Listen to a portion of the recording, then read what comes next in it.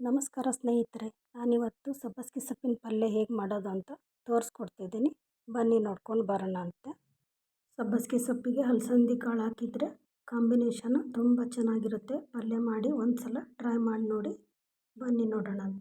ನಾನಿಲ್ಲಿ ಒಂದು ಕಟ್ಟು ಸಬ್ಬಸಿಗೆ ಸೊಪ್ಪು, ಒಂದೆರಡು ಟೊಮೊಟೊ, ಒಂದೆರಡು ಈರುಳ್ಳಿ, ಕರಿಬೇವು ಕೊತ್ತಂಬರಿ ತೊಗೊಂಡಿದ್ದೀನಿ. ಇದೊಂದು ಪಾತ್ರೆ ಇಟ್ಕೊಂಡು 2 ಸ್ಪೂನ್ ಆಯಿಲ್ ಹಾಕ್ಕೊಂಡು ಅದಕ್ಕೆ ಜೀರಿಗೆ ಸಾಸಿವೆ ಹಾಕಿ ಕರಿಬೇವು ಕೊತ್ತಂಬರಿ ಈರುಳ್ಳಿ ಹಾಕಿ ನಾನೀಗ ಚೆನ್ನಾಗಿ ಫ್ರೈ ಮಾಡ್ಕೊತೀನಿ.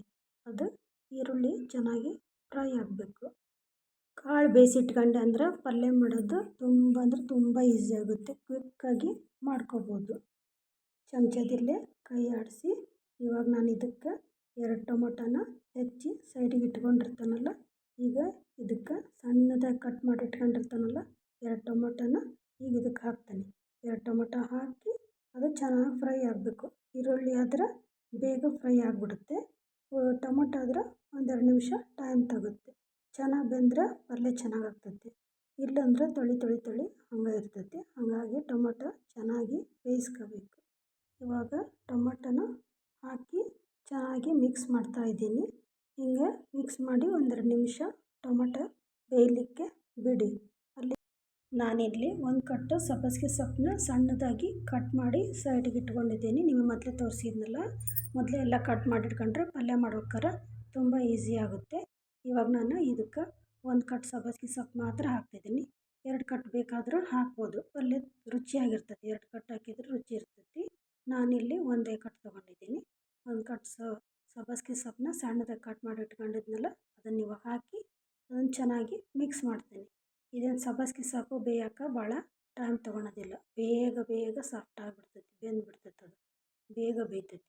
1 ನಿಮಿಷದಾಗನೇ ಸಬ್ಬಸಿಗೆ ಸೊಪ್ಪು ಬೇಯ್ತೈತಿ. ಅಷ್ಟು ಬೆಂದರೆ ಸಾಕು. ಇದೇನು ಸೊಪ್ಪೇನು ಜಾಸ್ತಿ ಬೇಯೋ ಅವಶ್ಯಕತೆ ಇರೋದಿಲ್ಲ. ಇವಾಗಿದೆ ಚೆನ್ನಾಗಿ ಫ್ರೈ ಆಗಿದೆ.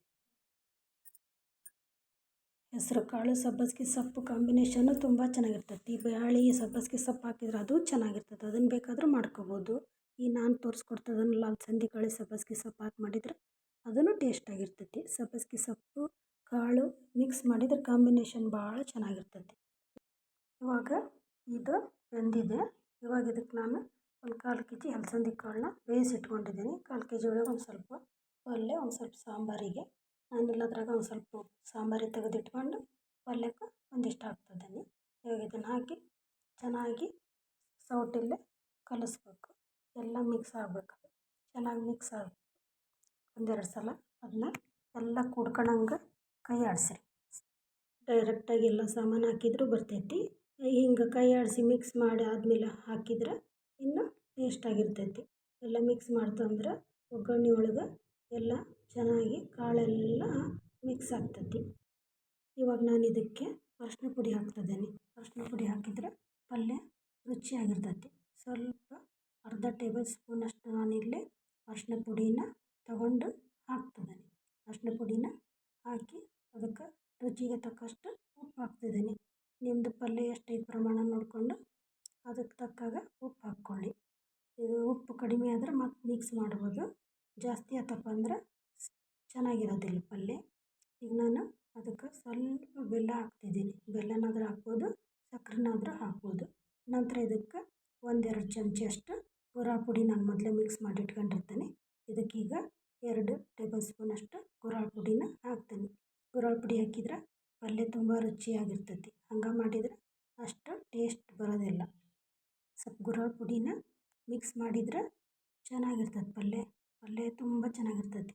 ಕಾಳಿನ ಪಲ್ಯಕ್ಕೆ ಗುರಾಳ್ ಪುಡಿ ಇದ್ರೇ ಪಲ್ಯ ಚೆನ್ನಾಗಾಗ್ತೈತಿ. ಟೇಸ್ಟ್ ಸೂಪರಾಗಿರ್ತೈತಿ.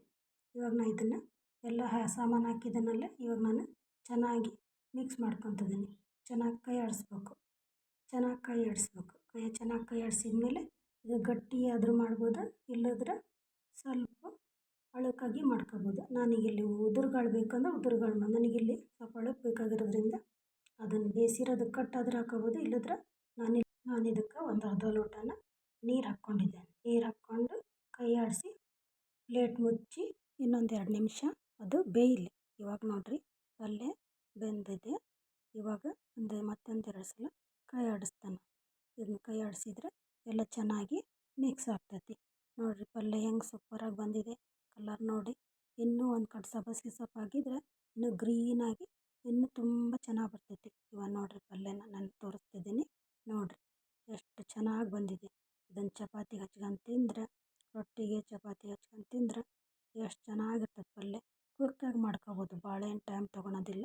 ನೋಡಿರಿ ಚೆನ್ನಾಗಿತ್ತು ಅಂದರೆ